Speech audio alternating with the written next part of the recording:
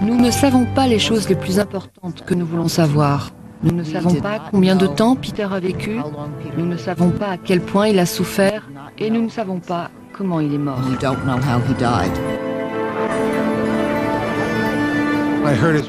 J'ai pris l'appel et j'ai entendu sa voix. Il a dit « Tu as vu ce qui s'est passé ?» J'ai dit non. Il a dit « Un avion vient de percuter le World Trade Center. » Mais sors de l'immeuble. Il a dit non papa, tu ne comprends pas. Je ne peux pas sortir de l'immeuble. Je vous appelle pour vous dire que je vous aime.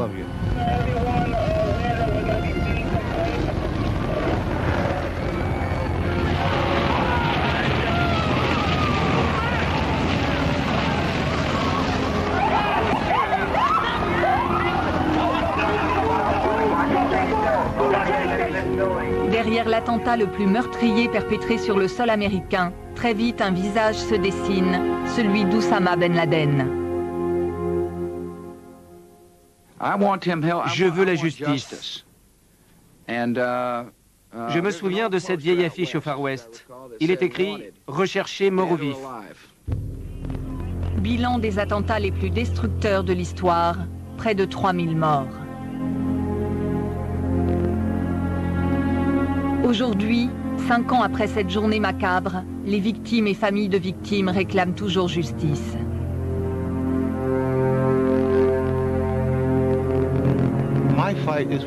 Mon combat, il est contre ceux qui encouragent et soutiennent ce type d'idéologie démente. Qui a tué mon fils? Comment a-t-il pu tuer mon fils? Et comment l'empêcher de tuer votre fils? C'est mon droit.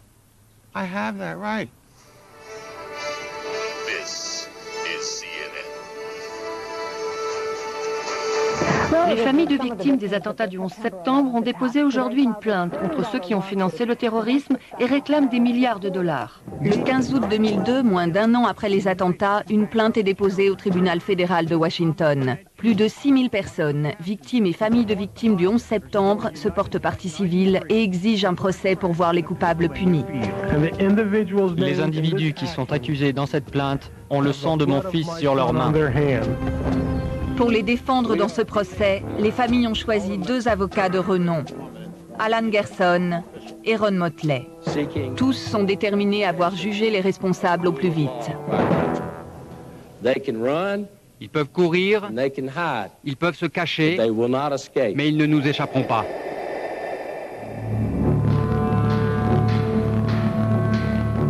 Cinq ans après les attentats, un no man's land a remplacé les tours du World Trade Center. Et toujours pas de date pour le procès. Mais pourquoi? Mauvaise volonté de la justice américaine? Accusé trop influent? Enquête sur l'instruction d'un procès qui s'annonce être le procès du siècle.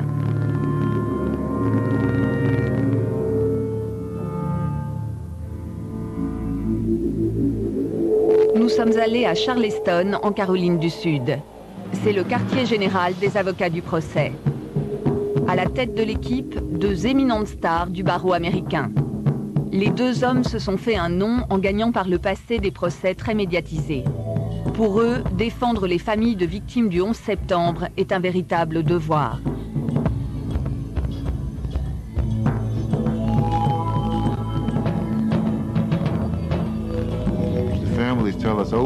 Les familles nous répètent encore et encore, nous ne voulons pas que d'autres souffrent de la même terrible tragédie dont nous avons souffert.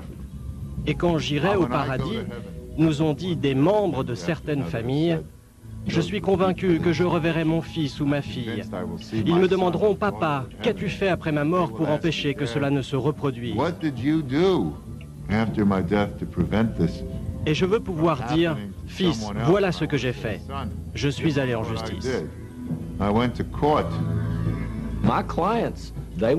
Mes clients veulent savoir qui a financé Al-Qaïda pour pouvoir stopper les fonds d'Al-Qaïda. Ils continuent d'opérer librement. Pendant que nous sommes assis là, ils sont en train de faire sauter la moitié de l'Irak. Quelqu'un continue de financer Al-Qaïda. Pour les épauler, ils ont engagé des enquêteurs de haut niveau. Mike Elsner, avocat responsable des preuves. Jean-Charles Brizard, spécialiste du terrorisme international, responsable des enquêtes. Evan Coleman, analyste en terrorisme islamiste, génie informatique.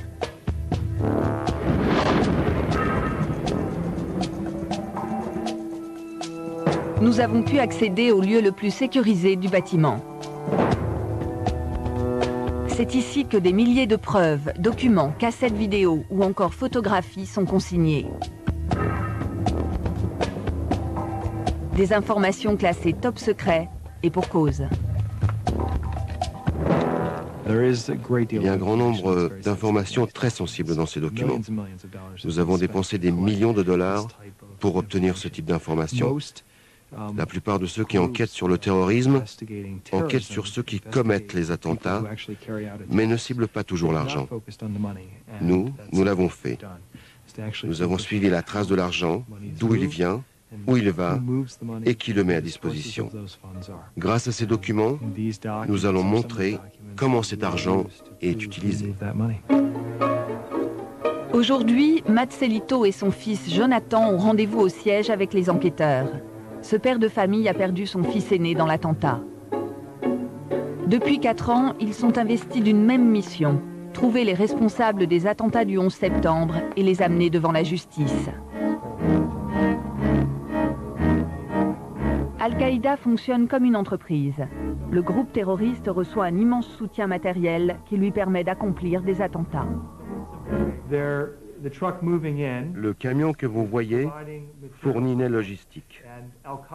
Une fois le matériel en place, Al-Qaïda peut alors commencer à diffuser la haine, la terreur et les idées de djihad. Et l'argent en cash, c'est considéré comme de l'aide logistique? De l'argent en liquide, des armes, des comptes bancaires, tout ce qui peut aider à transférer de l'argent, par exemple d'Arabie Saoudite en Afghanistan avant le 11 septembre, ou à des pirates de l'air aux États-Unis. Tout cela sert à bâtir une entité qu'on appelle Al-Qaïda. Qui soutient l'entreprise Al-Qaïda? Aujourd'hui, le cabinet Mottler Rice a réuni suffisamment de preuves contre près de 300 accusés. Oussama Ben Laden, le plus célèbre, mais aussi 7 banques internationales, 8 associations caritatives islamiques, le gouvernement du Soudan, des princes saoudiens et environ 300 individus et entités. Nous avons pris le parti de nous concentrer sur quelques accusés. Des hommes influents qui aujourd'hui encore occupent sur la place internationale des postes importants en toute impunité. Hassan al-Tourabi, l'idéologue soudanais de l'islamisme. Rahman al-Khatim, le ministre de la Défense du Soudan. Goudbi al-Mati, l'ancien chef des services secrets soudanais. Salman al-Aouda, un prédicateur radical saoudien. Turki al-Faisal, l'ancien chef des services secrets saoudiens. Tous sont accusés d'avoir été à un moment les alliés d'Oussama Ben Laden. Il l'aurait aidé, soutenu dans son idéologie, mais aussi financièrement et matériellement. Tous lui auraient permis de devenir le pire ennemi de l'Occident. Un de ses principaux présumés soutiens, Turki al-Faisal. Je suis accusé d'avoir soutenu, approvisionné matériellement et même d'avoir participé à l'organisation d'Al-Qaïda.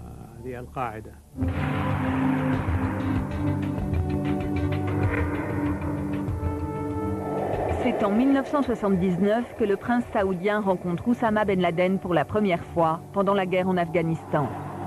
Pour comprendre comment se sont tissés les liens entre le chef des services secrets saoudiens et l'ennemi public numéro 1, il faut retracer l'histoire de cette guerre.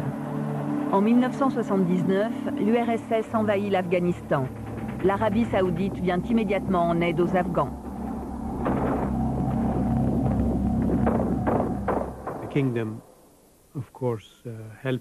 Le royaume a bien entendu aidé les Moudjahidines dès le premier jour. Nous les soutenions particulièrement en fournissant des armes, de l'argent, des médicaments et en les entraînant. Tout cela passait par les services secrets d'Arabie Saoudite. Sur place en Afghanistan, c'est Oussama Ben Laden qui est chargé de gérer l'argent du gouvernement saoudien. Des fonds mis à la disposition de combattants arabes venus aider leurs frères afghans à libérer le pays du joug soviétique. L'ancien chef des services secrets a rencontré Oussama Ben Laden à plusieurs reprises.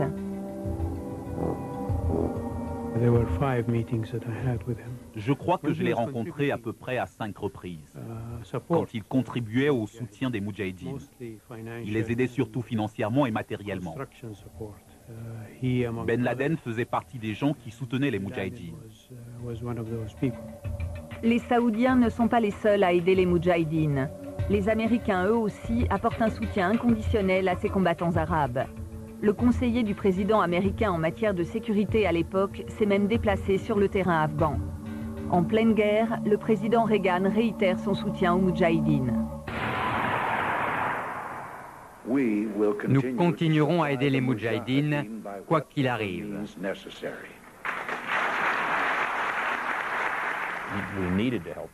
Nous avions besoin de l'aide des Moudjahidines pour vaincre les Soviétiques en Afghanistan et puis libérer le peuple afghan. J'étais au département de la Défense à cette époque. Nous et des hommes de la CIA, nous avons soutenu 7 des plus importants groupes de Moudjahidines. C'était dans un seul but, évincer l'armée rouge d'Afghanistan et montrer que l'Union soviétique était vulnérable. Comment les avez-vous aidés? Avec des armes, des soutiens tactiques, des missiles Stinger qui ont vraiment fait la différence quand les Russes ont utilisé leurs hélicoptères. L'Arabie saoudite et les États-Unis travaillent main dans la main pour évincer l'armée rouge. Mais si les États-Unis veulent en premier lieu empêcher l'URSS d'étendre son territoire, les Saoudiens ont d'autres projets bien plus inquiétants. Les Saoudiens n'ont pas soutenu le djihad en Afghanistan uniquement pour vaincre les Soviétiques. Ils l'ont fait aussi pour gagner la faveur des radicaux islamistes du monde entier, pour les aider à s'organiser et leur donner l'impression que l'Arabie saoudite va devenir leur bienfaiteur, que l'Arabie saoudite va devenir le défenseur de l'islam et faire en sorte que le grand empire de l'islam reste puissant. En 1989, les Moudjahidines gagnent la guerre et l'armée rouge se retire du pays. L'Arabie saoudite et les États-Unis savourent la défaite des Soviétiques. Mais les combattants arabes considèrent que cette victoire, ils ne la doivent qu'à eux-mêmes. Les musulmans ont été capables d'ébranler l'Empire de l'Est, l'Union soviétique. Oussama Ben Laden et ses hommes, les Moudjahidines, ce sont ceux qui ont mis les Russes à terre. Ce n'est pas l'Arabie saoudite ni les Américains, mais ce sont eux, les Moudjahidines. Ils se sont dit, si nous pouvons battre la puissance de l'Est, nous pouvons aussi battre la puissance de l'Ouest.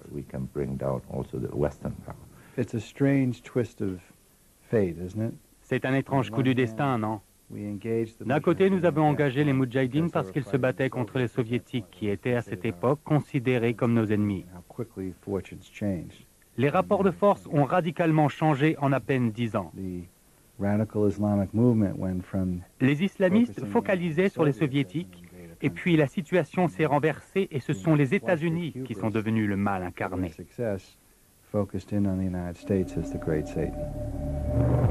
Mais cette victoire des Afghans sur les Russes, c'est avant tout celle d'Oussama Ben Laden. Fort de cette réussite, le leader des Moudjahidines ne compte pas en rester là.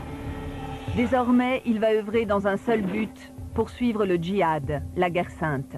C'est dans cet esprit qu'il crée une organisation qui va devenir célèbre, Al-Qaïda.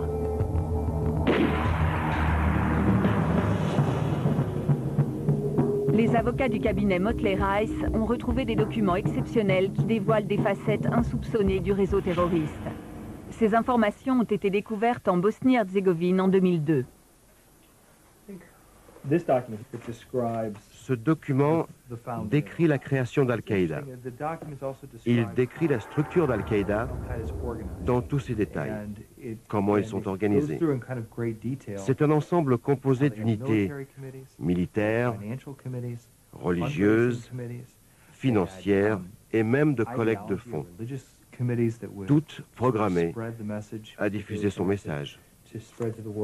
Il y a là beaucoup de choses intéressantes signées de la main de Ben Laden, et cela dès 1988.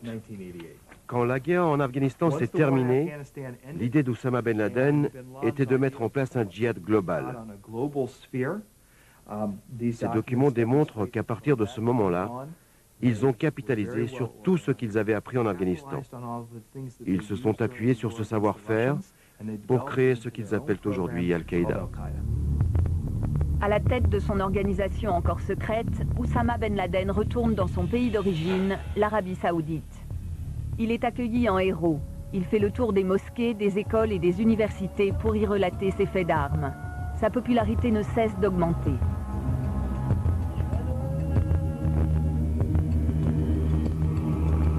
En 1990, l'Irak envahit le Koweït, pays voisin de l'Arabie Saoudite. Le royaume voit s'approcher la menace, mais ne possède pas les forces militaires nécessaires pour bouter Saddam Hussein hors du Koweït. Les Saoudiens comptent sur leur allié, les États-Unis, pour garantir leur sécurité.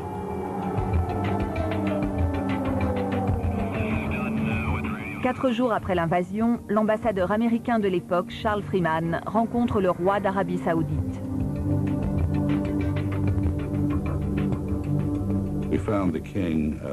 Nous avons trouvé le roi d'Arabie Saoudite totalement convaincu que le royaume faisait face à une possible menace. Alors, il n'a pas été nécessaire de le persuader qu'il fallait agir. Et le général Schwarzkopf a fait un briefing au roi, là, agenouillé devant lui, qui montrait que nous allions déployer 200 000 hommes en Arabie Saoudite. Il a dit ça, c'est une réponse sérieuse. S'il vous plaît, commencez votre déploiement. Mais Oussama Ben Laden a une autre idée en tête. Il pense réitérer l'exploit de la guerre en Afghanistan. Il voit dans cette agression irakienne l'occasion de défendre son pays avec ses moudjahidines. Rendez-vous est pris avec les dirigeants du royaume. Il va tout faire pour les convaincre d'accepter son offre. Oussama Ben Laden a proposé d'envoyer ses moudjahidines pour expulser Saddam Hussein et ses troupes du Koweït. À cette époque, il n'accusait pas encore le royaume d'être à la botte des Américains ou d'être dans leur camp. Il voulait avant toute chose chasser Saddam Hussein du Koweït. Les officiels saoudiens qui l'ont vu ont dit que ce n'était pas le bon moment pour ça, de ne pas s'inquiéter, ils allaient s'en charger eux-mêmes. J'étais au courant de cela, mais c'était stupide et absurde. Il n'y avait aucun moyen de lutter pour les Moudjahidines contre une armée d'1 200 000 hommes. En réalité, Saddam Hussein avait plus de soldats à cette époque que d'hommes en âge de se battre en Arabie Saoudite.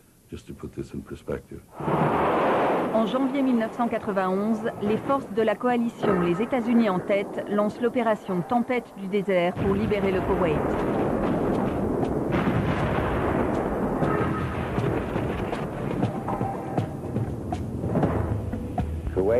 Le Koweït est libéré. L'armée irakienne est vaincue. Nos objectifs militaires sont accomplis. Mais au lieu de quitter le pays, les troupes américaines stationnent en Arabie Saoudite pour une durée indéterminée.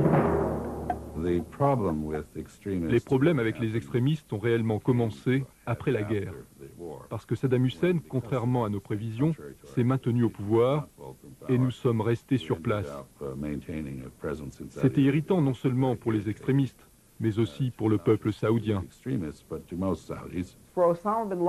Oussama Ben Laden et ses partisans estimaient que nous utilisions Saddam Hussein comme prétexte pour envahir la péninsule arabique et affaiblir l'islam.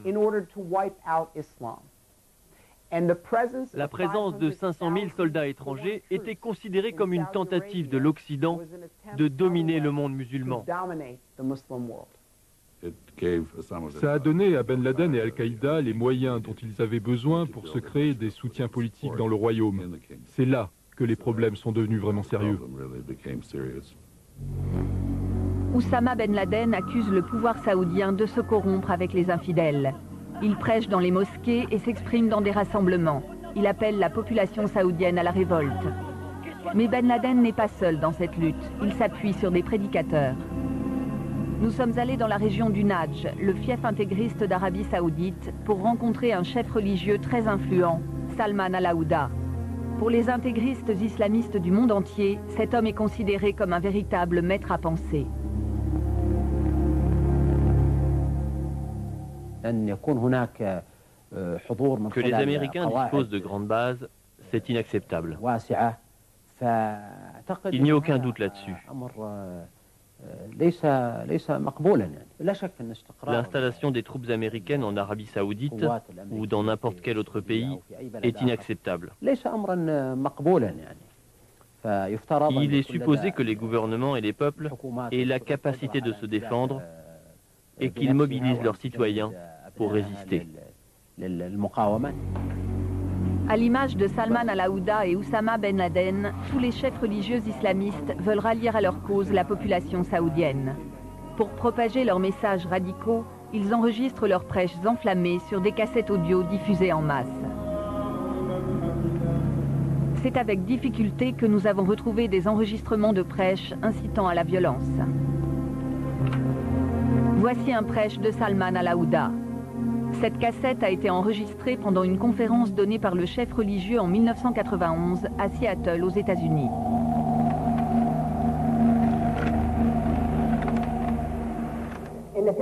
Nous ne devons pas faire confiance aux ennemis d'Allah, les Juifs, les chrétiens, les Américains, les Britanniques et les communistes russes.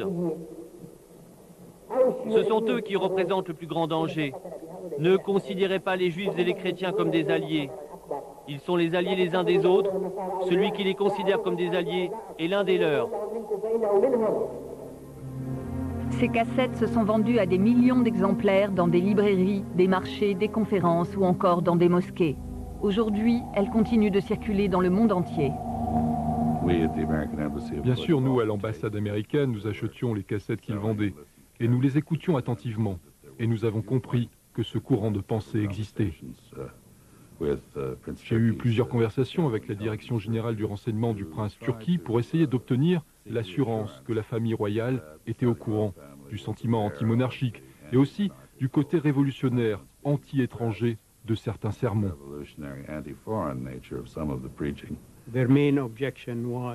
Leur principale objection, c'était ce qu'ils appelaient les forces infidèles, qui pour eux souillaient le sol sacré d'Arabie Saoudite.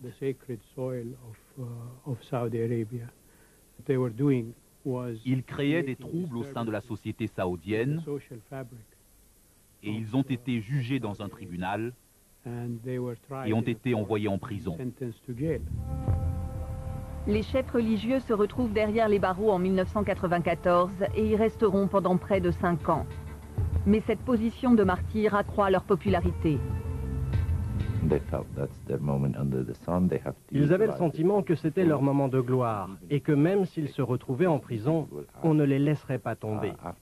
Donc, pour eux, cela valait la peine de prendre le risque. L'Occident était obsédé par l'islam, par la traduction des cassettes de leurs discours, parce qu'ils avaient pu dire et ne pas dire. L'Occident s'intéressait aux fatwas, cherchait à savoir qui avait énoncé tel ou tel fatwa et pourquoi. Ces types se sentaient comme des stars de cinéma, de radio, de télévision. Presque tout le monde voulait les écouter et connaître leur point de vue. Nous sommes revenus voir Salman al-Aouda avec la plainte des familles de victimes du 11 septembre. Le chef religieux porte-voix de l'islamisme radical y est mis directement en cause. Il est accusé d'avoir usé de son influence afin de légitimer les actes terroristes. Je ne suis pas au courant. Ce sont des oui-dire. On a l'habitude de ça, vous savez. Je dis à ceux qui ont des preuves, qu'est-ce qui vous empêche de les montrer? Retour à Charleston dans le cabinet d'avocats.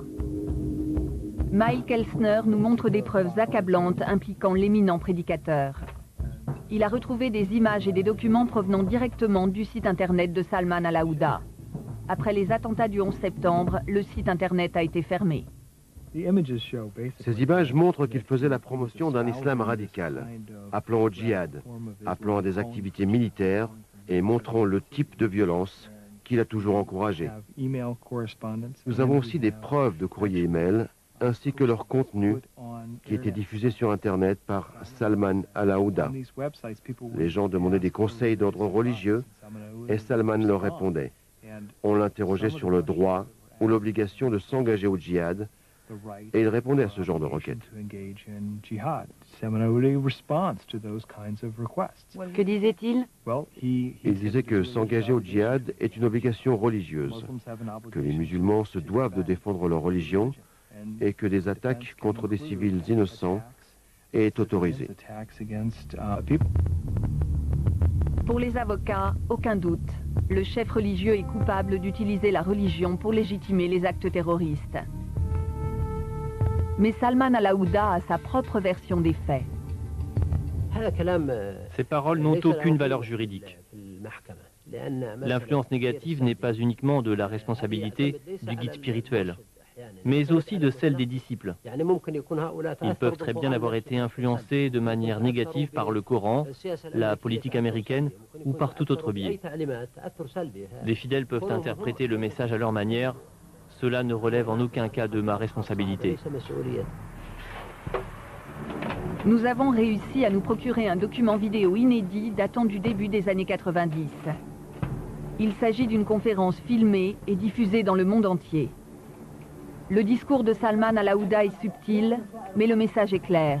Il appelle implicitement à la violence et même à devenir kamikaze au nom de la religion. La raison ne peut trouver chez l'être humain la force de se sacrifier au nom de Dieu. Mais le cœur et le sentiment ne laissent pas le choix.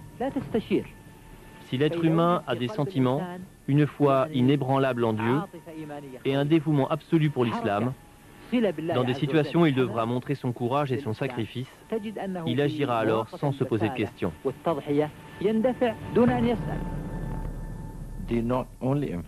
Ils n'ont pas uniquement influencé les terroristes à mener leurs actions, mais ils ont fait en sorte de légitimer leurs actes aux yeux des musulmans. C'est cela qui représente un vrai danger.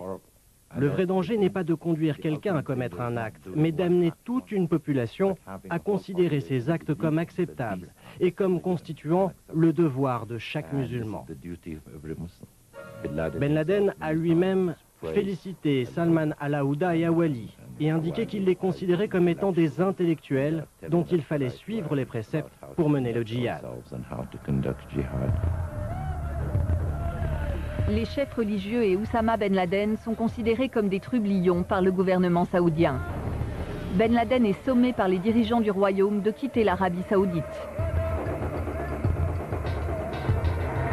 C'est au Soudan qu'il trouve refuge en 1991, un pays déjà connu pour abriter des groupes terroristes. Le chef d'Al-Qaïda est accueilli à bras ouverts par ses amis et alliés, le président soudanais Omar al-Bashir et son éminence grise Hassan al-Tourabi. Al-Tourabi, chef spirituel du Soudan, est considéré comme le pape de l'islamisme. Pendant plus d'une décennie, il a réuni dans la capitale les radicaux islamistes du monde entier. Nous donnions des conférences musulmanes internationales. C'était comme un pèlerinage. Les gens venaient de partout, et pas seulement du monde musulman, mais aussi d'Europe, des États-Unis, des Caraïbes, d'Asie, de tout l'hémisphère nord. Hassan al-Tourabi est très fier de cette initiative. Nous avons retrouvé des images de ces conférences. Aucun doute, le Soudan était bien le bastion des rencontres de l'islamisme radical. Le monde musulman dans son entier était témoin de la renaissance islamique. Alors, les gens s'intéressaient au développement de l'islam. C'était considéré comme très dangereux. Le gouvernement subissait énormément de pression à ce sujet, au point d'interdire ces conférences. Moi, j'en étais le secrétaire général. À Washington, en plus haut lieu, on s'intéresse à ces rassemblements jugés dangereux. Les équipes de la CIA surveillent attentivement. Le gouvernement soudanais, Tourabi et les autres étaient clairement de fervents supporters du terrorisme. Et il était notoire qu'un bon nombre d'organisations terroristes avaient leur bureau au Soudan. Ils avaient aussi une conférence annuelle réunissant des terroristes. On y prêtait attention autant que possible. On surveillait tout cela de très près. Ce n'est donc pas un hasard si Oussama Ben Laden s'exile au Soudan. La République islamiste lui laisse les mains libres pour étendre son réseau terroriste. Encore aujourd'hui, pour les dirigeants soudanais, Ben Laden n'a rien d'un individu dangereux. Le ministre de la Défense a accueilli le chef terroriste en 1992.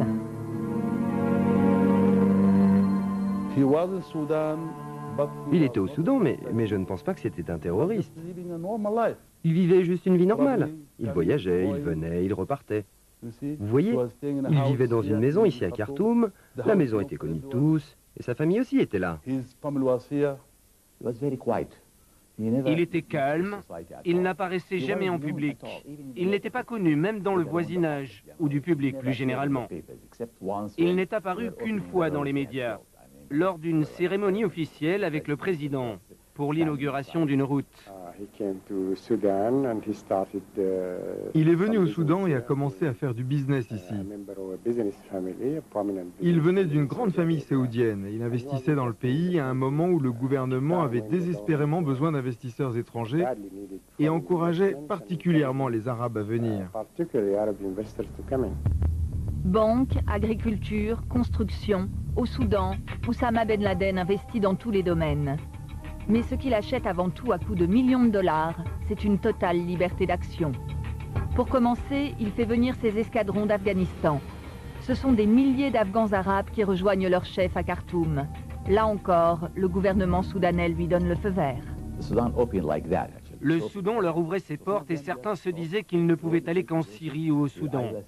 Alors autant aller au Soudan parce qu'ils savaient que nous avions un modèle islamique pour lequel ils s'étaient battus en Afghanistan et ici ce modèle était déjà en place. À cette époque, c'est Hassan al-Tourabi qui prend toutes les décisions. Il instaure le régime islamiste au Soudan.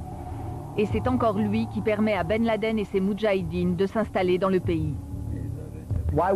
Pourquoi est-ce que Tourabi s'est accoquiné avec Ben Laden? L'argent fut certainement l'une de ses motivations. Tourabi avait désespérément besoin d'argent. Le Soudan est un pays très pauvre. Tourabi avait conscience qu'il allait devenir le Superman de l'islam radical, le grand rassembleur, le Martin Luther King du djihad.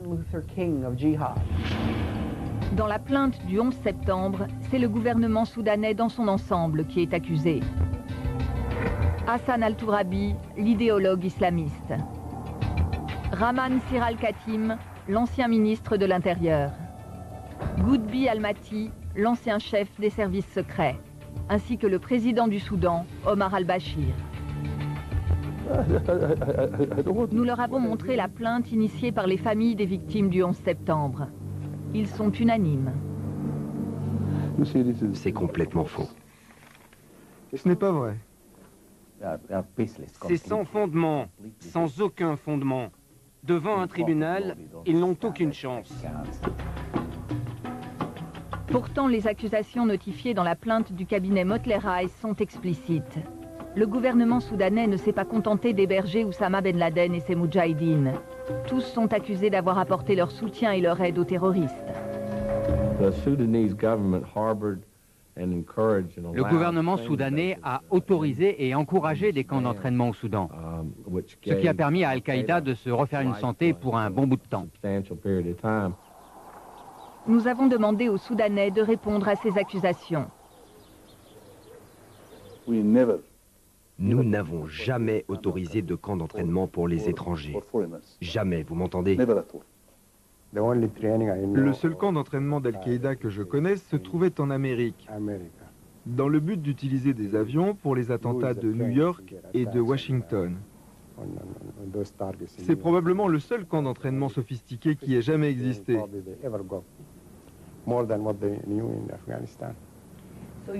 Donc vous niez qu'il y ait eu des camps d'entraînement pour Ben Laden et les Moudjahidines?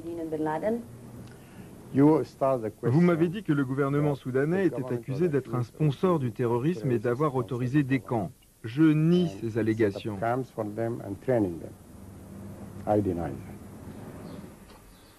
Tourabi, lui, ne nie pas, mais tente de minimiser.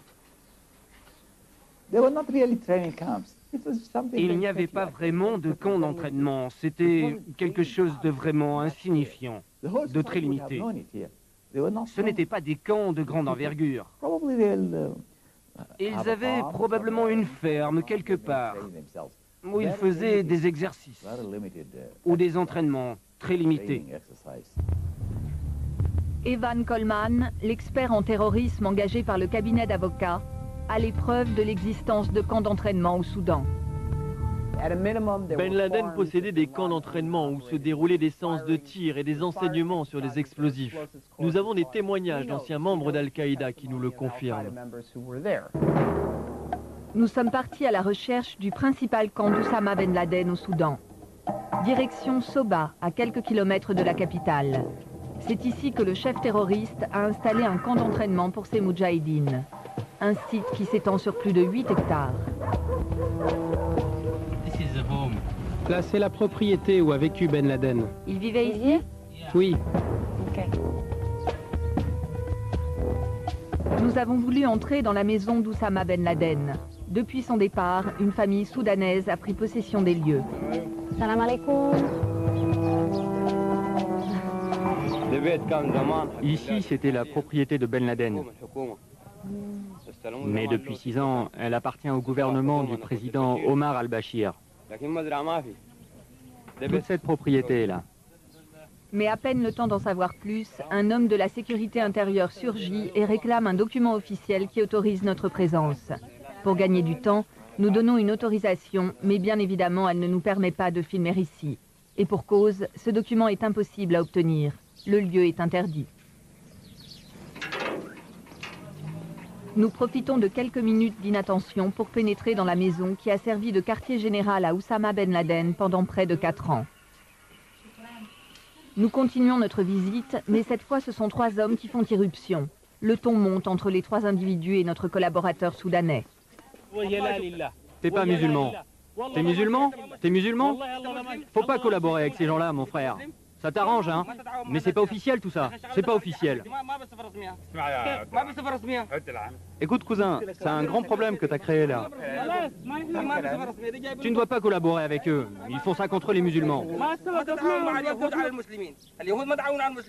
Notre visite s'arrêtera là. Comme vous, je suis allé à la ferme de Soba. J'ai vu non pas la résidence principale de Ben Laden, mais l'endroit dans lequel il tenait ses réunions cérémoniales. Sur place, Jack Clunan a réuni des témoignages inédits sur les activités de Ben Laden dans ce camp. Tous les jeudis ou vendredis, il y avait une grande réunion dans la ferme, lors de laquelle Ben Laden apparaissait. Et c'était toujours précédé de prières à la mosquée. Tous les frères qui étaient associés et les moudjahidines qui faisaient partie de cet empire économique étaient là. Et bien entendu, Ben Laden rappliquait avec son entourage. C'est clair qu'au début des années 90, le Soudan était un endroit central pour le terrorisme islamiste.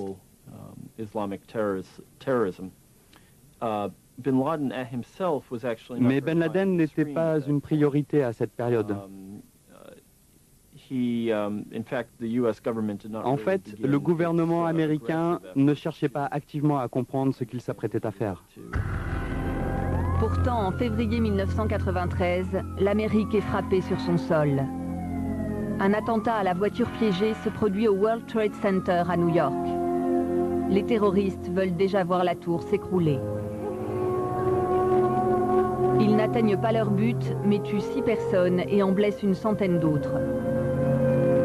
Aux États-Unis, on est sous le choc. Oussama Ben Laden, lui, continue à organiser ses réseaux au Soudan. À cette période, Al-Qaïda a pris une ampleur considérable. Al-Qaïda a commencé à se faire un nom, à devenir un groupe international avec des intérêts économiques, à contrôler des systèmes bancaires avec en plus un gouvernement dans la poche. Pour financer l'expansion d'Al-Qaïda, Oussama Ben Laden a déjà mis en place un vaste réseau de financement.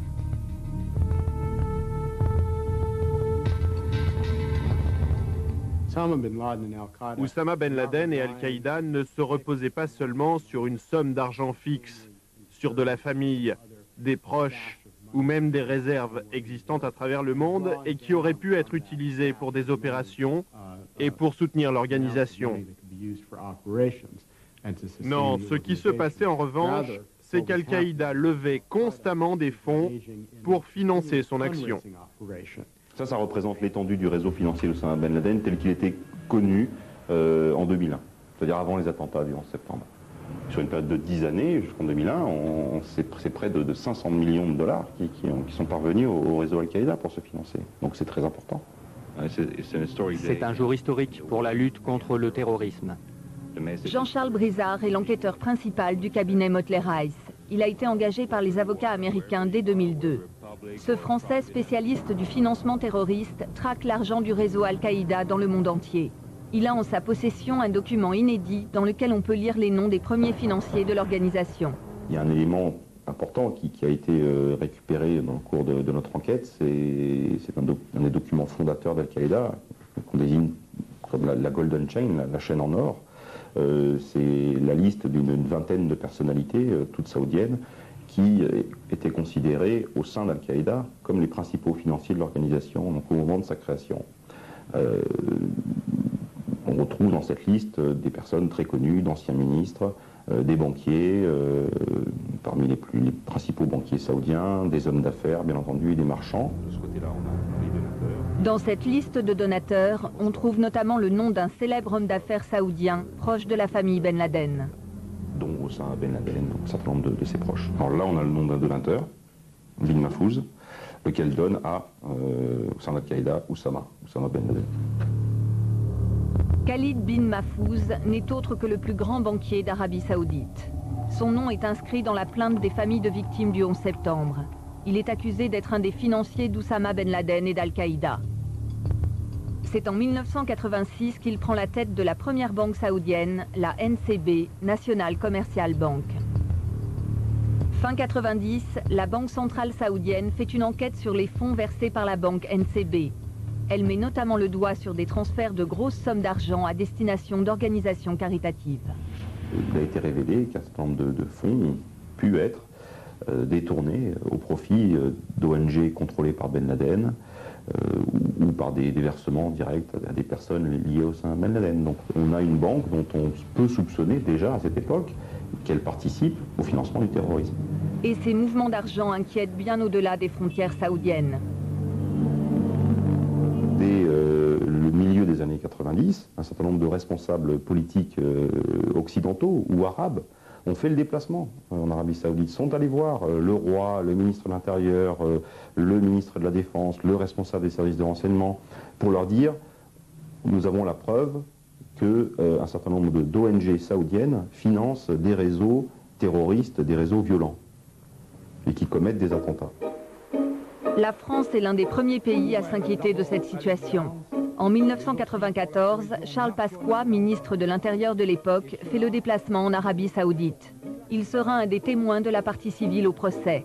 Il a déjà fait sa déposition auprès des avocats américains.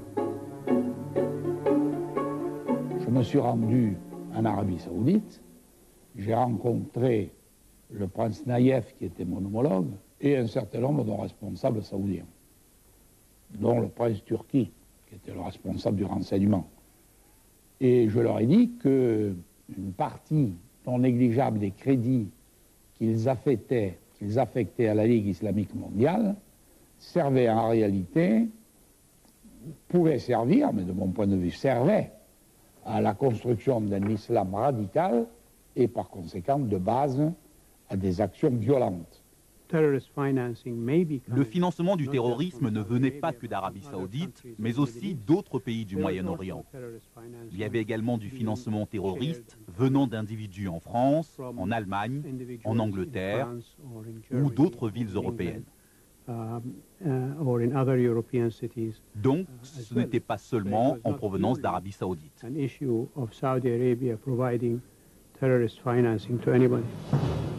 En Caroline du Sud, l'enquête financière sur le terrorisme se poursuit depuis maintenant 4 ans. Les avocats savent qu'une grande partie de l'argent reversé à Al-Qaïda vient directement d'associations caritatives islamistes. Mike Elsner explique aux familles de victimes le fonctionnement de ces ONG utilisées à des fins terroristes. Ils se servent d'une grande partie de ces dons, transfèrent cet argent en prétendant qu'il sert à acheter des vêtements ou de la nourriture pour les pauvres. Visiblement, Mazzelito est en colère.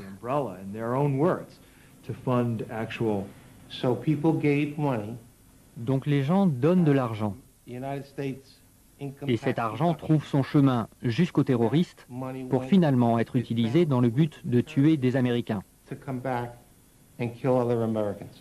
Oui, absolument. Comment s'y prennent-ils pour que ça ne se voit pas? On le voyait très bien. Tout le monde savait. Avec la guerre en Afghanistan contre les Russes, ils ont perfectionné le mécanisme de circulation de l'argent. Aujourd'hui, cela continue toujours. Le 13 novembre 1995, Al-Qaïda orchestre un attentat en Arabie Saoudite. Une voiture piégée explose dans la capitale, Riyad, devant un bâtiment de la garde nationale saoudienne. 5 soldats américains et 2 Indiens sont tués. Quelques mois plus tard, le 25 juin 1996, c'est un camion piégé qui pulvérise l'entrée de la base américaine de Khobar, près de Dharan, faisant 19 morts et 386 blessés, tous américains. Personne ne semble avoir mesuré l'ampleur d'Al-Qaïda et sa force de frappe. Aujourd'hui, les familles de victimes du 11 septembre continuent de s'interroger. Terry Strada, mère de 3 enfants, a perdu son mari dans la 2e tour du World Trade Center. Elle aussi réclame justice au nom de toutes les victimes de l'attentat. Le terrorisme doit être considéré pour ce que c'est, un acte de lâcheté contre des gens innocents, un acte de haine contre nous tous. Nous devons non seulement nous élever contre ça, mais aussi nous battre contre ça. Terry Strada et Mazzelito sont voisins, mais ils ne se connaissaient pas avant le drame. Depuis, ils partagent la même douleur et le même objectif, voir juger tous les responsables de la mort de leurs proches. Je ne savais rien du terrorisme. Je ne pensais pas, quand ils ont fait exploser une bombe au World Trade Center en 93, qu'ils allaient un jour revenir et recommencer. Pourtant, il y a un enregistrement vidéo des terroristes à bord de l'hélicoptère qui les emmenait en détention. Et ils disaient « Nous reviendrons et nous recommencerons ». Et nous sommes restés là, assis à ne rien faire. Je ne connaissais rien à tout ça, à ce milieu d'espions et de super-espions. Qui extorquait de l'argent? Qui faisait circuler l'argent? On ne savait rien. Mais j'ai compris quelque chose. Nous avons compris que des gens étaient au courant. C'est vrai. Et ça fait mal. Nous ne savions pas, mais nous avons découvert que ceux qui nous gouvernent, eux, savaient. En 1996, Oussama Ben Laden fait une déclaration fracassante et lance le djihad, la guerre sainte, contre les Américains.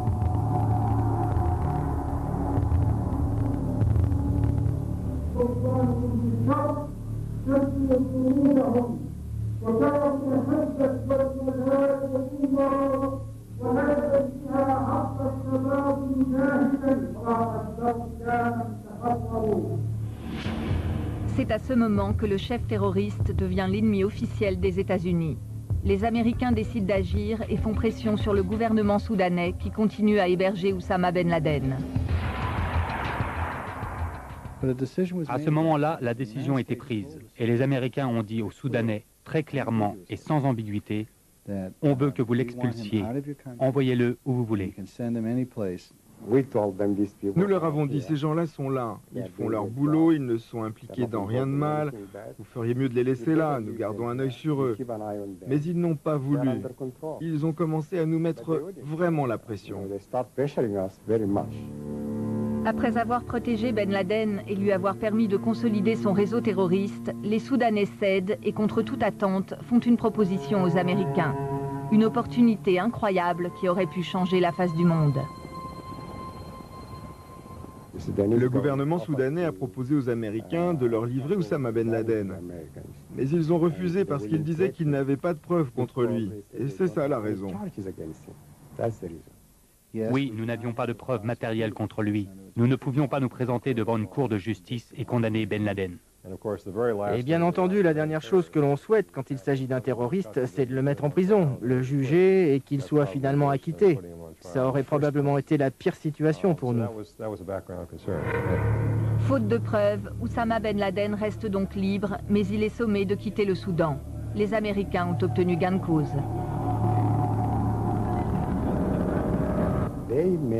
Ce sont eux qui ont fait des terroristes de ces gens-là. Parce que quand ils sont retournés en Afghanistan, ils étaient tellement amers, en colère et avides de revanche, là-bas ils ne pouvaient rien faire d'autre que de se battre à nouveau.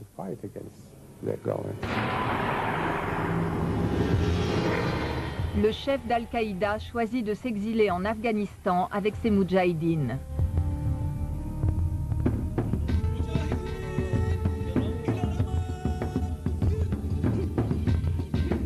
Sur place, il est accueilli par les talibans, un groupe fondamentaliste musulman qui vient de prendre le pouvoir. Il se lie d'amitié avec le chef suprême des talibans, le Mollah Omar. De nouveau sous protection, il continue à mettre en place son réseau terroriste en toute impunité. En février 1998, Ben Laden monte encore d'un ton et crée le Front mondial pour le djihad contre les juifs et les croisés. Vos frères de Palestine vous attendent pour verser votre sang au nom du djihad. Ils comptent sur vous pour frapper un grand coup contre les Américains et contre Israël. Pour combattre ces non-croyants sur la terre, notre terre d'islam, il n'y a pas d'autre choix que le sacrifice au nom du djihad. Nous allons les combattre avec nos balles et avec nos kamikazes. Ils n'entendront que le son de nos bombes. Il faut que le sang de ces mécréants coule. Dieu miséricordieux nous guide vers le djihad. Allez-y sans crainte. Dieu nous soutient pour vaincre.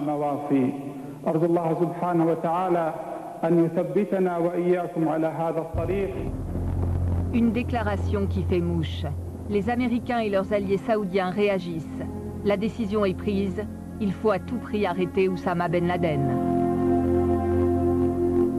C'est Turki Al-Faisal, le chef des services secrets saoudiens, qui est chargé d'intervenir. En fait, en 1998, le roi Fahd et le prince héritier Abdallah m'ont envoyé à Kandahar pour que je rencontre le Mollah Omar afin de le convaincre de livrer Ben Laden à l'Arabie saoudite.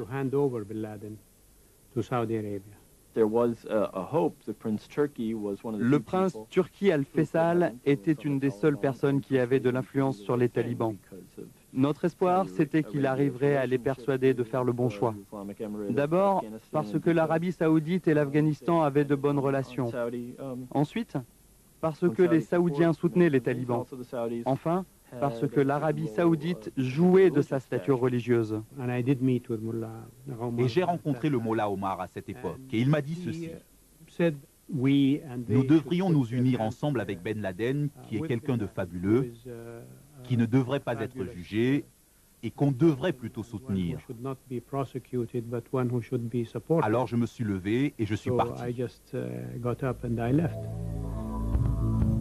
Mais les avocats de la plainte du 11 septembre n'ont pas la même version que Turki Al-Faisal.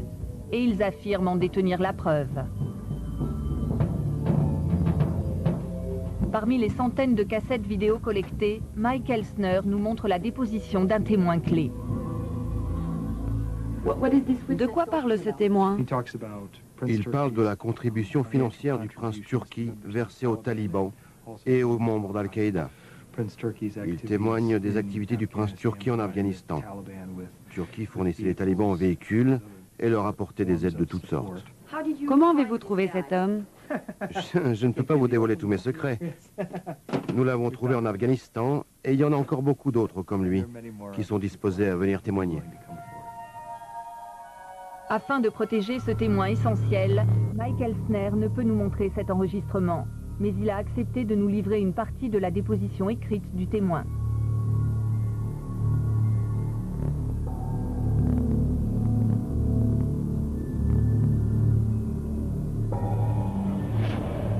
Le prince Turki Al-Faisal réfute totalement cette accusation.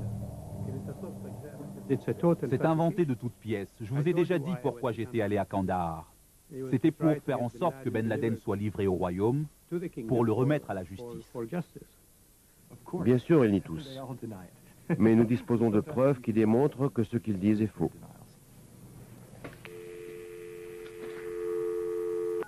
Nous avons souhaité interviewer les avocats de Turki Al-Faisal afin d'avoir le point de vue de la défense sur les preuves détenues par la partie civile. Je ne crois pas que nous soyons intéressés. Vous ne voulez pas me parler pendant quelques minutes? Non, nous n'avons aucun commentaire. Mais nous avons de nouveau essayé de joindre l'avocate, mais elle a toujours refusé de nous recevoir. Pendant quelques mois, le gouvernement américain espère récupérer Ben Laden qui vit toujours en Afghanistan par la voie diplomatique. Mais les différentes tentatives échouent.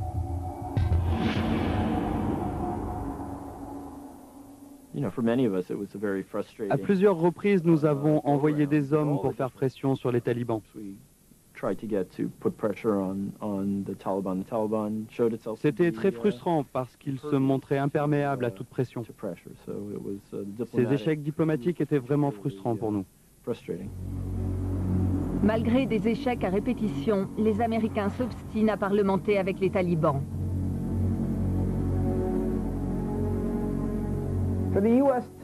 Pour les États-Unis, être impliqués dans l'ensemble des opérations et soutenir les talibans était terriblement naïf, car ils n'avaient aucune idée de ce que les talibans faisaient en ce qui concerne Al-Qaïda. Ils ont ainsi autorisé Al-Qaïda à construire des infrastructures et à recruter des étrangers pour combattre en Afghanistan. C'était une politique en décalage complet avec la réalité, et c'est devenu évident en 1998 après les attentats contre les ambassades. En août 1998, Al-Qaïda réussit une opération de grande envergure des plus meurtrières. 2 attentats simultanés contre les ambassades américaines au Kenya et en Tanzanie. Bilan, 224 morts et 5000 blessés. L'opinion américaine est sous le choc.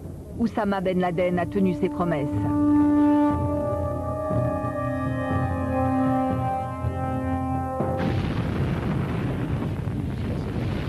Le 20 août 1998, en guise de représailles, les Américains bombardent l'Afghanistan et le Soudan. Notre cible, c'était la terreur. Notre mission était claire, en finir avec le réseau des groupes radicaux affiliés ou créés par Oussama Ben Laden, qui est le plus grand organisateur et financier du terrorisme international dans le monde aujourd'hui. Au Soudan, les Américains bombardent une usine pharmaceutique. Ils affirment que l'usine Al-Shifa fabrique des armes chimiques pour les besoins d'Al-Qaïda. Aujourd'hui encore, les Soudanais réfutent catégoriquement l'accusation. Les Américains disaient qu'elle appartenait à Oussama Ben Laden, ce qui était un mensonge. Ils disaient qu'elle produisait des armes chimiques, ce qui était un autre mensonge. Les Américains, tout le monde savait qu'ils étaient prêts à tout. Et ils ont inventé une excuse, créé une fiction. Le même jour, les missiles de croisière américains atteignent leur cible, les camps d'Al-Qaïda en Afghanistan. Ça a vraiment nui à ceux qui restaient de confiance envers les Américains en tant que superpuissance, en tant que gouvernement responsable. Toute la région est à feu et à sang. Au Soudan, le président Omar al-Bashir s'indigne et déverse sa colère sur les Américains.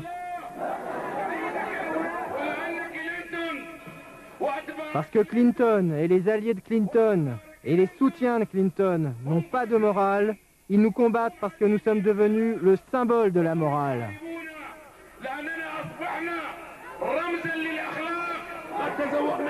Nous avons goûté aux délices du djihad. Nous aspirons tous aujourd'hui à la mort.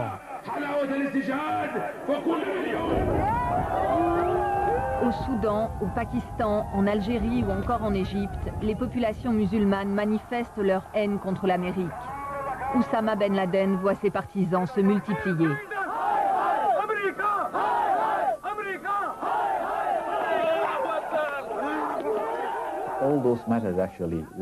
Tout cela a attisé la haine populaire contre les Américains pour atteindre le monde musulman dans son entier. Je connais la majeure partie du monde musulman, je connais les dirigeants, les chefs de gouvernement. Cette haine s'est généralisée dans la société musulmane. Mais rien ne peut arrêter le gouvernement américain dans sa lutte contre le terrorisme. En plus de l'action militaire, les États-Unis s'attaquent à ses financements. Pour traquer l'argent d'Al-Qaïda, ils créent une cellule spéciale dont le but est de démanteler les réseaux financiers. Ils remontent les filières de l'argent et découvrent alors les principaux parrains du terrorisme.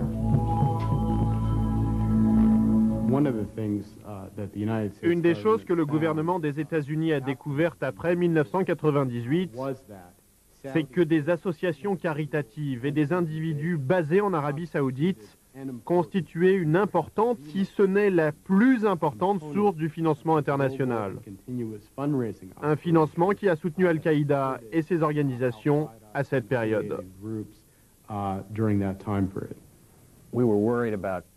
On s'inquiétait de certaines riches familles saoudiennes. Elles faisaient des transferts d'argent qui pouvaient indirectement aider des mouvements terroristes. De nouveau, nous avons demandé aux Américains de nous donner des informations précises sur des comptes bancaires, des noms de personnes ou de villes dans lesquelles ce financement du terrorisme était supposé se dérouler. Mais nous n'avons jamais été en mesure de découvrir la moindre somme d'argent qui allait directement d'Arabie Saoudite à quelque organisation terroriste que ce soit. Pourtant, Jack Clunan, agent du FBI chargé du contre-terrorisme, s'est rendu en Arabie Saoudite à cette époque et sa version des faits contredit Turki Al-Faisal. J'ai personnellement assisté à une réunion avec le général Suleiman et son staff. Et je leur ai donné le nom d'une personne qui habitait la ville de Jeddah. Je leur ai donné le nom d'une banque, la Raji Investment Company. Je leur ai parlé d'un transfert de fonds. Je leur ai dit à qui il était destiné, à combien il s'élevait et tous les détails possibles. Ça, c'est un exemple précis et je peux vous l'affirmer parce que c'est moi qui l'ai fait et je n'ai rien à cacher. Je leur ai demandé des informations, elles ne m'ont rien donné. Il y avait un manque de zèle en matière de coopération et il y avait plus de déclarations de bonnes intentions, oui, oui, nous aimerions vous aider, qu'une action réelle de leur part.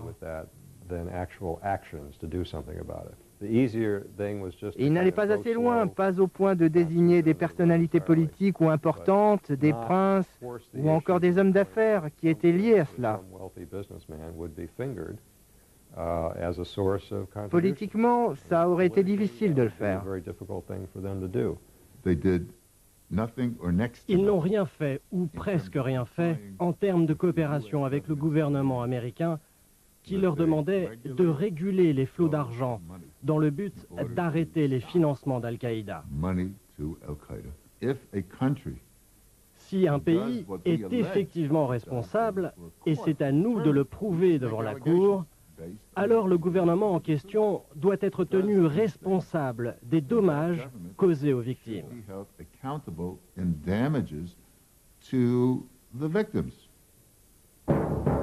Les avocats de la plainte ont un nombre incalculable de preuves contre des associations caritatives saoudiennes. Tenez, regardez, ça c'est le Croissant Rouge saoudien. Ceci est la traduction du document. Il y a là leur numéro de téléphone et on y voit la signature de quelqu'un du Croissant Rouge ainsi que celle de Ben Laden. Ben Laden écrit « Notre frère Abou Mazen a un besoin urgent d'armes et je vous demande d'envoyer déjà 25% de la livraison prévue. Ce que Ben Laden est en train de demander, c'est que des armes transitent par une association caritative. »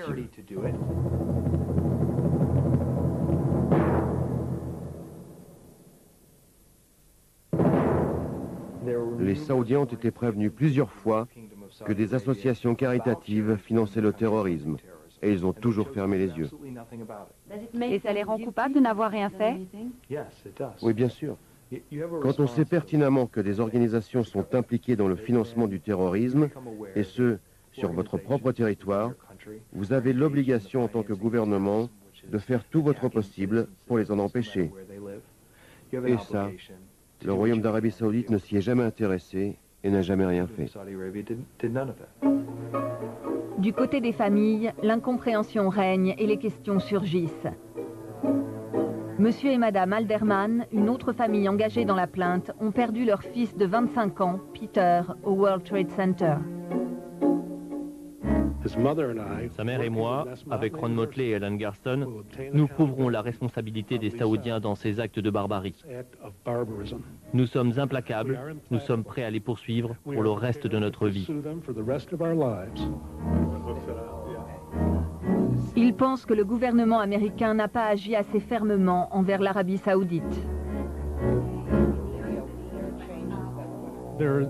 Il doit y avoir des intérêts en jeu que je ne comprends pas, ou des personnages obscurs dont je ne sais rien.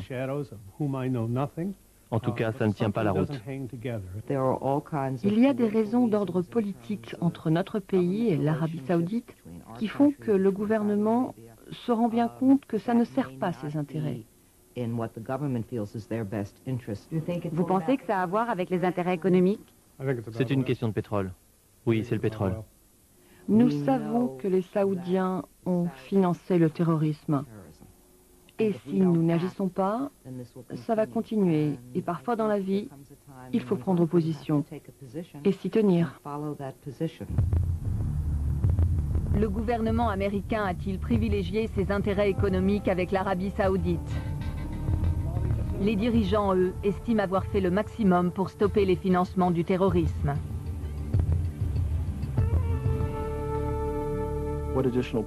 Quelle pression supplémentaire aurions-nous pu exercer? Nous avons envoyé des délégations de haut niveau pour essayer de régler ces questions par voie diplomatique. Mettre des sanctions sur l'Arabie saoudite, c'est ridicule. Les États-Unis ont besoin du pétrole saoudien. Nous sommes dans une position difficile dans notre relation avec l'Arabie saoudite. Il y a beaucoup de choses concernant cette relation qui sont inacceptables. Notre dépendance énergétique au pétrole est un facteur très significatif et malheureusement c'est un facteur qui contraint certains aspects de notre politique étrangère. Ce n'est donc pas une situation acceptable, mais fréquemment dans le monde de la politique et de la diplomatie, on ne vous laisse pas choisir qui dirige les autres pays. Le 12 octobre 2000, Al-Qaïda frappe de nouveau les Américains. Cette fois-ci, les terroristes visent le destroyer Cole de la marine des États-Unis dans le port d'Aden au Yémen. 17 soldats américains tués, 42 blessés.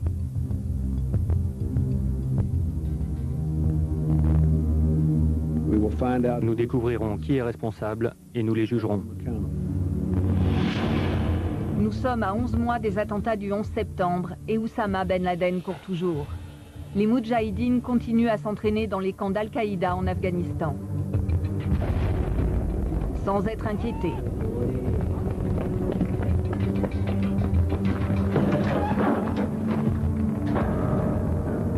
Au même moment aux États-Unis, les pirates de l'air du 11 septembre s'entraînent aussi. Ils suivent des cours intensifs de pilotage dans le but d'accomplir les attentats les plus meurtriers qui aient jamais eu lieu sur le sol américain. Pourtant, le gouvernement était déjà conscient des risques d'attaques terroristes sur son territoire. Oui, bien sûr, nous savions depuis les années 90 qu'il pouvait y avoir un attentat sur le sol américain. En 1995, nous travaillions avec l'aviation civile sur la menace extérieure sur le sol américain. Je m'en souviens très bien. Mais il y avait toujours un problème d'argent pour l'industrie de l'aviation. Mais du côté des familles de victimes, l'argument ne tient pas. Pour Matt Celito, la sécurité des Américains ne peut se résumer à une simple question d'argent. La porte qui enferme le pilote dans le cockpit coûte environ 400 $ par avion. 400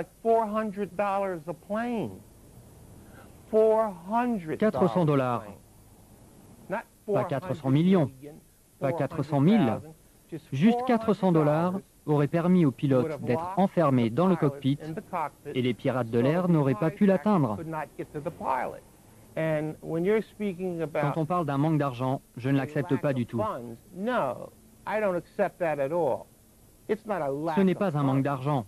Ils ont sous-estimé le risque. Une économie qui va coûter très cher. Tôt dans la matinée du 11 septembre 2001, les 19 pirates de l'air franchissent la sécurité des aéroports sans aucune difficulté.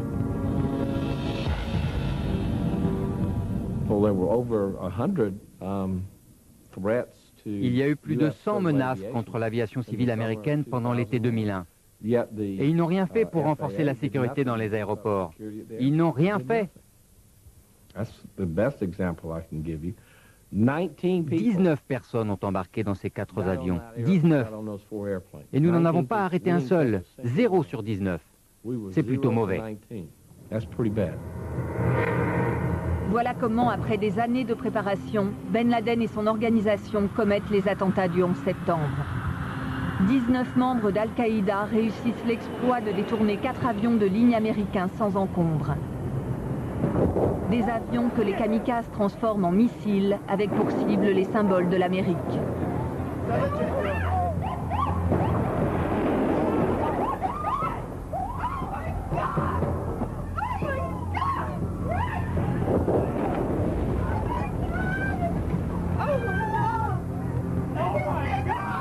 Mais ces attentats sont-ils la résultante d'une terrible fatalité ou bien la somme d'erreurs commises par le gouvernement américain?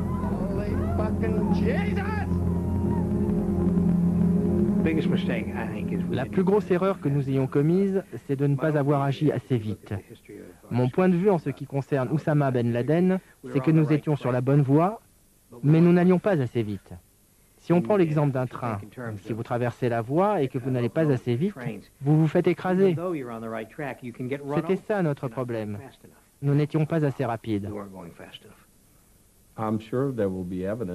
Je suis sûr qu'il y aura des preuves montrant que le gouvernement américain n'a pas pris en compte un grand nombre d'avertissements qui montraient que Ben Laden était déterminé à frapper le sol américain, qu'il payait pour entraîner les futurs pilotes. Toutes ces informations leur étaient accessibles avant le 11 septembre. Pourquoi ne pas avoir choisi de les poursuivre? L'immunité. Le gouvernement américain a l'immunité. Les gens qui ont détruit ces tours entendront bientôt parler de nous.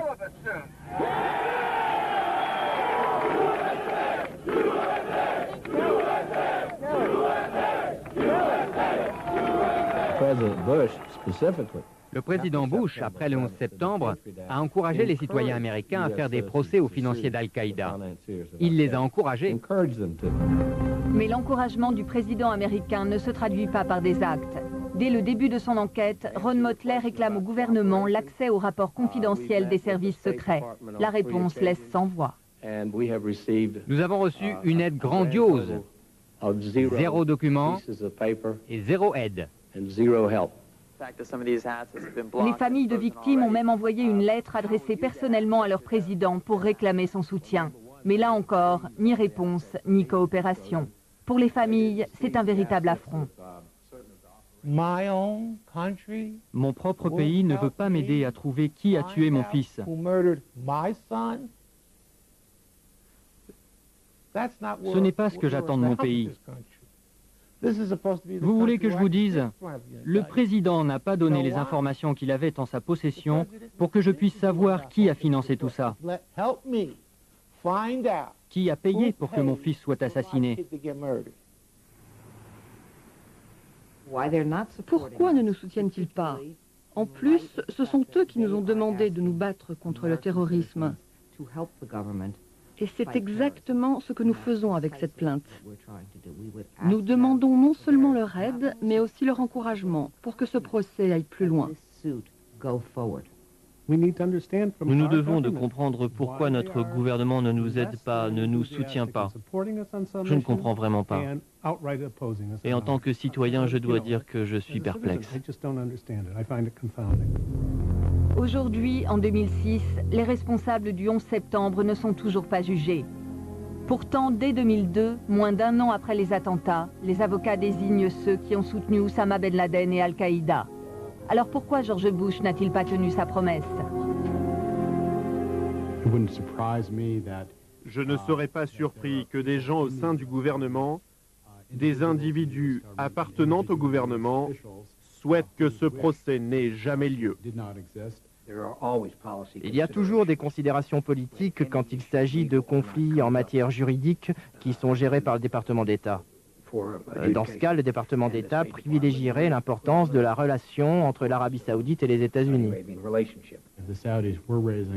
Si les Saoudiens faisaient de cette plainte une question centrale dans leurs relations diplomatiques avec les États-Unis, alors le gouvernement américain subirait certainement une forte pression parce qu'il demande des choses aux Saoudiens. Parfois, la diplomatie, c'est donnant-donnant. Vous obtenez quelque chose uniquement si vous donnez quelque chose et inversement. Les liens diplomatiques entre les États-Unis et l'Arabie saoudite restent inaliénables. Pour preuve, depuis un an, Turki Al-Faisal vit à Washington. Il y occupe le poste d'ambassadeur d'Arabie saoudite avec le soutien du gouvernement américain. Il est pourtant l'un des principaux accusés dans la plainte. Ce n'était pas à moi de refuser. Mais si le gouvernement américain croyait en cette plainte contre moi, j'imagine qu'il ne m'aurait pas accepté comme ambassadeur. Si notre gouvernement et le département d'État avaient des raisons de penser que Turki Al-Faisal avait des choses à se reprocher dans son passé, ils n'auraient pas signé cet agrément. Et s'ils l'ont fait, c'est qu'ils n'ont rien à lui reprocher. Vous ne pouvez pas me dire que vous recherchez les gens qui ont financé le terrorisme et le jour d'après donner à ces mêmes personnes une récompense pour ça. Ou encore les nommer ambassadeurs. Il a été nommé dans notre plainte et maintenant il est ambassadeur de leur pays dans notre pays. Abasourdi, c'est le seul mot qui me vient à l'esprit. C'était juste pour montrer à la famille royale saoudienne: hey, nous sommes toujours avec vous et nous allons rester à vos côtés. Je pense que c'était une grande claque pour les gens qui ont initié cette plainte et pour ceux qui croient et qui savent que les Saoudiens ont financé le terrorisme. Les familles craignent que les liens entre leur pays et l'Arabie saoudite ne mettent en péril le procès des responsables du 11 septembre. Quant aux accusés, ils ne semblent pas effrayés par la perspective de ce procès. S'il y a un procès, un procès pour qui? Et qu'ils vous appellent à la barre. Mais qui? Les Américains. Mais pourquoi? Je ne suis pas un citoyen américain. Et quoi, ils veulent m'envoyer à Guantanamo? Je n'irai pas. Vous irez ou pas? Mais pourquoi j'irai? Les Américains, qu'est-ce qu'ils croient? Qu'ils sont les maîtres du monde? Qu'ils peuvent faire tout ce qu'ils veulent? Qu'ils possèdent tout? Nous sommes un pays libre. Peut-être un petit pays pauvre, mais nous sommes libres. Si on vous demande de vous présenter au procès... Nous n'irons pas. Nous n'irons pas parce que c'est une farce. Je veux dire un pays aussi respectable que les États-Unis, qui poursuit un petit pays et qui essaie de fabriquer des allégations dont tout le monde sait qu'elles sont fausses. Bien sûr que non. Je ne pense pas être un citoyen américain qui doit être jugé en Amérique. Ils devraient prendre leurs responsabilités. Si quelqu'un doit être jugé, ce sont les Américains. Ce sont les Anglais, parce que ce sont eux qui ont créé Al-Qaïda. Ils les ont financés, ils les ont entraînés.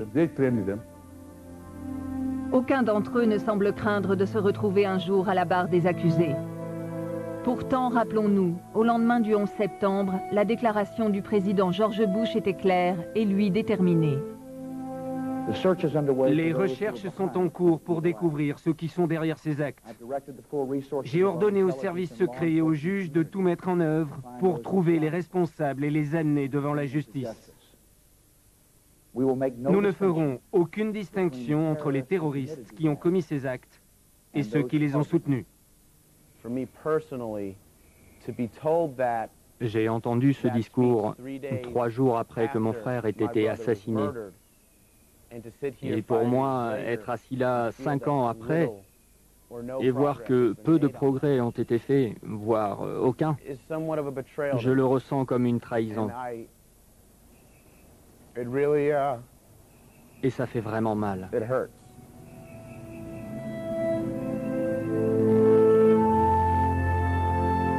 5 ans après les attentats les plus meurtriers de l'histoire, les responsables courent toujours.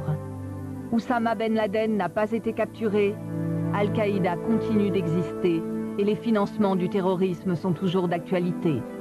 Tous les accusés sont libres. 4 ans après le dépôt de la plainte des victimes du 11 septembre, rien ne semble fait pour que le procès voie le jour.